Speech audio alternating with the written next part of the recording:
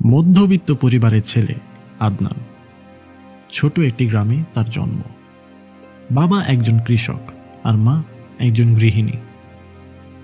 বাড়ির অভাব অনটনের কারণে আদনানের শৈশব কেটেছে কঠিন বাস্তবতার মধ্যে। বাবা চেয়েছিলেন আদনান হয়তো তার মতো কৃষক হবে, কিন্তু আদনানের স্বপ্ন ছিল আকাশ ছোঁয়া। ছোটবেলা থেকেই সে বইয়ের পোকা। গ্রামের স্কুলের এক কোণে বসে গল্পের বই পড়তে পড়তে তার মনে হতো, আমি কি পারবো না এই ছোট গ্রাম থেকে বের হয়ে বড় কিছু করতে। জীবনের পথে বাধা ছিল প্রচুর। গ্রামের মানুষ হাসাহাসি করত, তার বন্ধুরা বলতো, তোর এমন স্বপ্ন দেখে কি হবে, আমাদের মতোই তোকেও এখানেই থাকতে হবে।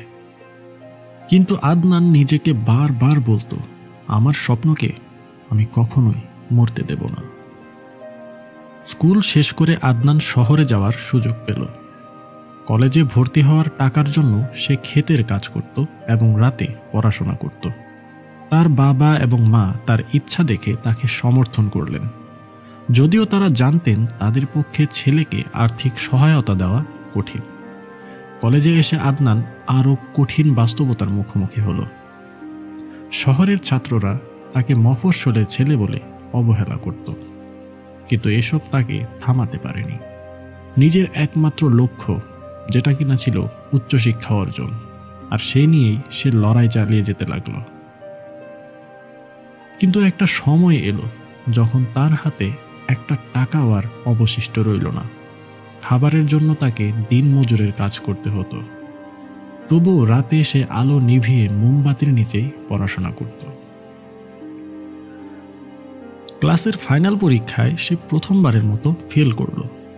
এই ব্যর্থতা তার আত্মবিশ্বাসে বড় ধরনের আঘাত হানে। মনে হচ্ছিল যেন সব স্বপ্নই শেষ হয়ে গেছে। সে ভাবল, আমি কি সত্যি পারবো, নাকি আমার এই স্বপ্ন দেখা বন্ধ করে দেওয়া উচিত। তার বাবা একদিন তাকে ফোন করলেন। ফোনে বাবা বললেন, তোর মা খুব কষ্ট করে তোর খরচ জোগাচ্ছে, যদি তুই চেষ্টা না করিস তাহলে আমাদের আশা একদম শেষ হয়ে যাবে। এই কথাগুলো তার হৃদয়ে আগুন জ্বালিয়ে দিল। আদনান সিদ্ধান্ত নিল সে আবার শুরু করবে। সে রাতে আর ঘুমাতো না, দিন রাত কঠোর পরিশ্রম করত। প্রতিদিনের রুটিন ছিল ভোরে ওঠে পড়াশোনা, দুপুরে খণ্ডকালীন কাজ, আর রাতে নিজের স্বপ্ন নিয়ে কাজ। কিছুদিন পর সে একটি ছোট স্কলারশিপ পেল। এটা তার জীবনের প্রথম বড় অর্জন ছিল। এই স্কলারশিপ তাকে আরও বড় স্বপ্ন দেখার সাহস দিল। কিছুদিন পর সে বিশ্ববিদ্যালয়ে ভর্তি হয়। এখানে গিয়ে সে প্রথমবারের মতো এমন শিক্ষকদের সঙ্গে দেখা করল যারা তাকে বুঝতেন এবং তাকে অনুপ্রাণিত করতেন। বিশ্ববিদ্যালয়ের তৃতীয় বর্ষে সে একটি প্রতিযোগিতায় অংশ নেয়।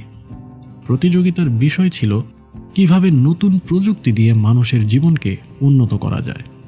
আদনান একটি সেচ প্রকল্পের পরিকল্পনা তৈরি করে, যা গ্রামের কৃষকদের জন্য বিপ্লব এনে দিতে পারে।